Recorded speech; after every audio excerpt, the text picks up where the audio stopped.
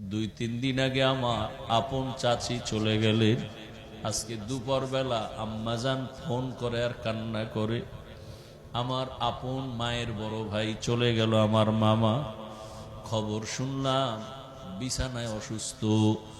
মামা গতকাল রাত্রে নাকি বলে আমার মামিজানকে বলে দরজা খুলে দাও, ঘরে মেহমান আসতেছে। মামি বলতেছে, আমার মামা আলেম, হাটাজারির আলেম। আমার মামা বলে দরজা খুলো। আমার মামি কয় না, রাতের বেলা কিসের দরজা খুলবো? কয় খোল, বিছানায় অসুস্থ, কথাও বলতে পারে না। মামায় বলে খোল, মামি বলে দরজা খুললাম। খুলে দেখি কিছু নাই। আমি বললাম আপনি যে বারবার বলেন দরজা খুলতে, কেউ তো নাই। আমি দেখি, তুই দেখো না। এরপরে আজকে সারা রাত দরজা খোলা ছিল। আজকে ফজরের পরে মামায় বলে আরে একটু পানি দাও।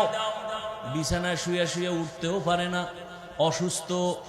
বলে আমি একটু অজু বানাইয়া, আমি কি নাপাক অবস্থায় বিছানায় মইরা যামু? বিছানায় প্রস্রাব করি, উঠতে পারি না। লোকজনের ডাইকা আমার একটা পবিত্র বিছানা দিয়া দে। আমার মামি বলে আপনি কি খাইবেন? রান্না করবো না? কারণ আমি আজকে তো চলে যাব, রান্না লাগবে না। আমি তো আজকে চলে যাব, আমার রান্না লাগবে না, তুই আমার পাশে বসে থাক। লোকজন আসলো, বিছানা পাল্টায় দিল। মামায় বিছানায় বসলো হালকা, এরপরে শুইয়া শুইয়া কিছুক্ষণ ইস্তেগফার পড়লো, এরপরে কালেমা পড়লো, এরপরে কোরআন তেলাওয়াত করলো। আমার মামিকে বলে যে তাড়াতাড়ি তোমার এক ভাই আছে মাওলানা, ওরে ডাকো, আমার পাশে আইসা কোরআন তেলাওয়াত করতে বলো, আর আমার পাশে তুমি বসে থাকো।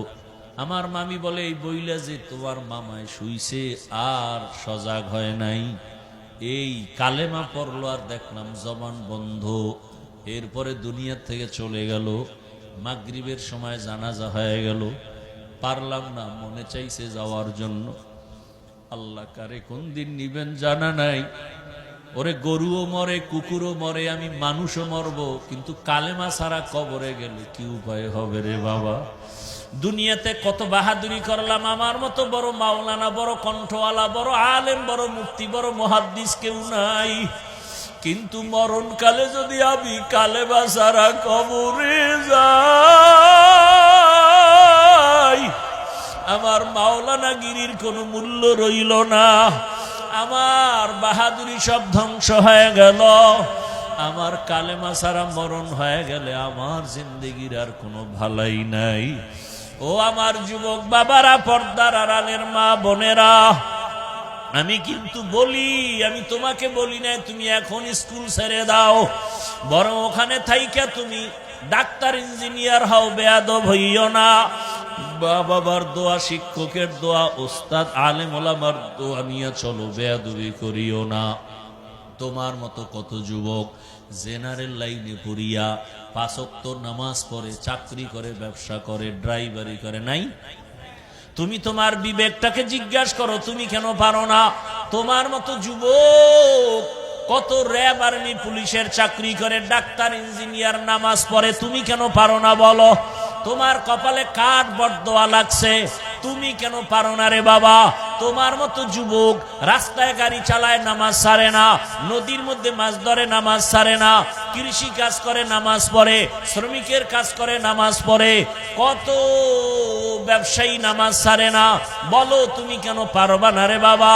জীবনে তো গুনাহ কম করো নাই, মনে চাইছে দাড়ি রাখবা না রাখো নাই, নামাজ পড়বা না পড়ো নাই, মনে চাইছে পার্কে দৌড়ায় যাবা দৌড়ায় গেছো, কারো বাধা মানো নাই। এখনো কি ভয় আসে না কখন মরণের ডাক আসবে? ওরে ঘুমের মধ্যে যদি আজরাইল হাজির হইয়া যায় রে যুবক, ওই মাকেও পাবি না, বাবারেও পাবি না, একা একা কবরে চলে যাবি। বন্ধু জোর তোর আপন বন্ধুটাও পর্যন্ত মোবাইলের নাম্বারটা ডিলিট করবে, বলবে বন্ধু আর নাই, মোবাইলের নাম্বার রেখে লাভ নাই। কিসের বাহাদুরি করো রে বাবা? কার পেছনে দৌড়াও? যার পেছনে দৌড়াও কেউ আপন না। এখন থেকে তওবা করো, মনে মনে আমার আল্লাহকে বলো, ও মা বোনেরা, আপনাদের মতো কত মা এই এলাকায় আছে, পর্দা করে, নামাজ পড়ে, স্বামীর মাল হেফাজত করে, মোবাইলে সময় নষ্ট করে না। আপনারা কেন পারবেন না? ওরে আপনাদের এত সম্মান, আপনারা তো নবীদের মায়ের মতো মা, সাহাবায়ে কেরামদের মায়ের মতো মা, আপনারা তো খাদিজা রাদিয়াল্লাহু আনহার মতো নারী, ফাতেমা রাদিয়াল্লাহু আনহার মতো নারী, আপনারা তো আম্মা জান আয়েশা রাদিয়াল্লাহু আনহার মতো নারী। একটা সন্তানকে আদর্শবান ডাক্তার বানায় যান, সন্তানের ব্যবহারে কোনোদিন আলেম ওলামা যেন কষ্ট না পায়, সন্তানের আচরণে কোনোদিন শিক্ষকেরা যেন কষ্ট না পায়, সন্তানের ব্যবহারে মা বাপ যেন কষ্ট না পায়। এমন একটা সন্তানকে মা যদি আদর্শ ডাক্তার বানায় যান, ডাক্তারি করবে, তেলাওয়াত করবে, নামাজ পড়বে, মা বাবার জন্য দোয়া করবে। এখনো সময় আছে, তওবা করেন, আর নামাজ ছাড়বেন না, বেপরদায় চলবেন না, স্বামীর মালের খেয়ানত করবেন না, মোবাইলে গুনাহ করবেন না। ও যুবক বাবারা, আল্লাহর কাছে শুধু একটা কথাই বলো মনে মনে, হে আল্লাহ, আমার মতো যুবক যদি জেনারেল লাইনে থাকিয়া চাকরি করে, ব্যবসা করে, নামাজ পড়ে, আমি কেন পারবো না? ও দয়ার মালিক, জীবনে গুনাহ তো কম করি নাই, গুনার কারণে হাত নাপাক, চোখ নাপাক, জিহ্বা নাপাক, অন্তর নাপাক, আজকে থেকে আর নামাজ ছাড়ব না। ই কালামে জিন্দা কুরআনে হাকিম, হিকমতে উলায়া জালাসতু কাদিম। নাপাক পানিটা মায়ের বাচ্চাদানির মধ্যে রাখলাম, মাটির সাথে মিশ্রণ করে একটা ভিন্ন আকৃতি বানাইলাম, রক্তের পিণ্ড, এরপরে গোশতের পিণ্ড, এরপরে হাড্ডি, এর উপরে গোশত, এর উপরে কাভার চামড়া দিয়া দিয়া দিয়া দিয়া তোর স্ট্রাকচার বানাইয়া যখন আমি রুহুটা দিলাম, এরপরে তোর উপরে কাভার দিয়া দিলাম। কত কাভার, কাভারের উপরে কাভার, কাভারের উপরে কাভার, একটু বিন্দু অক্সিজেন যেন তোর ভেতরে ঢুকতে না পারে। ওরে অক্সিজেন ছাড়া মানুষ তো বাঁচতেই পারে না। মায়ের গর্ভে তোর অক্সিজেন ছাড়া কে রাখছেন? তোর ক্ষুধা লাগছে, মায়ের নাভির সাথে তোর নাভিতে তার লাগায় দিছি, ক্ষুধা নিবারণের ব্যবস্থা করেছি। এক বিন্দু অক্সিজেন ভিতরে ঢুকে তোর ক্ষতি করার সুযোগ দেই নাই। দুনিয়াতে তুই আসবি, কি খাবি? খানা খাইতে পারবি না, দুনিয়ার তৈরি করা সুজিও খাইতে পারবি না। আরে তোর ক্ষুধা লাগলে বলতে পারবি না, আম্মু খানা দাও? আমি আল্লাহ কেমন মালিক জানুনি? তোর জন্য আমি আল্লাহ পাক আলাদা খানার আয়োজন করেছি, স্পেশাল। আরে দুনিয়ার মানুষ ফ্লাক্স বানায়, ফ্লাক্স, ফ্লাক্সের ভিতরে 24 ঘন্টার বেশি গ্যারান্টি দেয় না। গরম দুধ গরম থাকে, চা গরম থাকে, 24 ঘন্টার বেশি না। আর আমি তোর মায়ের বুকে তোর জন্য তাজা দুধের ব্যবস্থা করেছি, বেশি ঠান্ডাও না, ঘনও না, পাতলাও না, লবণও না, মিষ্টি বেশি না। এমন ভাবে আমি আল্লাহ দিলাম, এটা 24 ঘন্টার কোনো গ্যারান্টি না।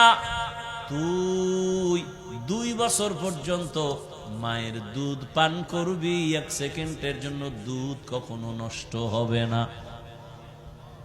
আম্মা জান বাচ্চার জন্য সুজি পাকায়, সুজি পাকাইয়া গরম সুজি ফ্যানের বাতাসে ঠান্ডা করে, 2-3 চামচ বাচ্চাকে দিয়ে আবার রাখে। দীর্ঘ 1-2 ঘন্টা হয়ে গেলে মা ফালায় দেয় সুজি, আর বাচ্চাকে দেয় না, পেট খারাপ হবে। আর আমি তোরে এমন খানা মায়ের বুকে দিছি, 2 বছর পর্যন্ত মনের আরামে পান করবি, 1 সেকেন্ডের জন্য তোর মায়েরও ক্ষতি হবে না, তোর কোনো ক্ষতি হবে না। এখানে তোর বাবায় দেয় নাই। তুমি আমি যখন দুনিয়াতে আসছি, দাঁত ছিল? দাঁত ছিল না, বাবা বলে ডাকতে পারি না, আম্মু বলে ডাক দিতে পারি নাই। ভালো করে বুঝরে মুমিন, সময় মতো বান্দা, তোর এখন দুনিয়ার খানা খাইতে মনে চায়, আমি আল্লাহ দয়া করিয়া তোর দাঁতের ব্যবস্থা করেছি। তোর আব্বা আম্মা কোনোদিন আমার কাছে চায় নাই, দোয়া করে নাই, দাঁত দাও। আমি দাঁতকে বললাম বড় হইতে থাক, উপরের দাঁত বড় হবে নিচের দিকে, নিচের দাঁত বড় হবে উপর দিকে।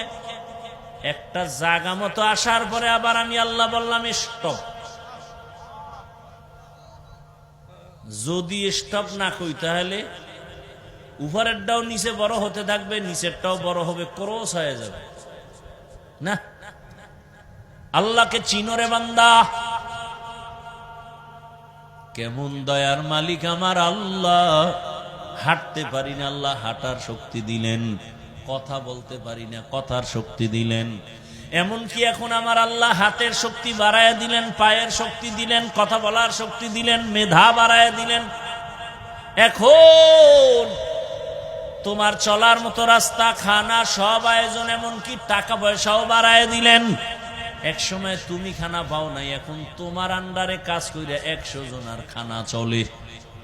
আমি আল্লাহ এত নিয়ামত তোমাকে দিলাম।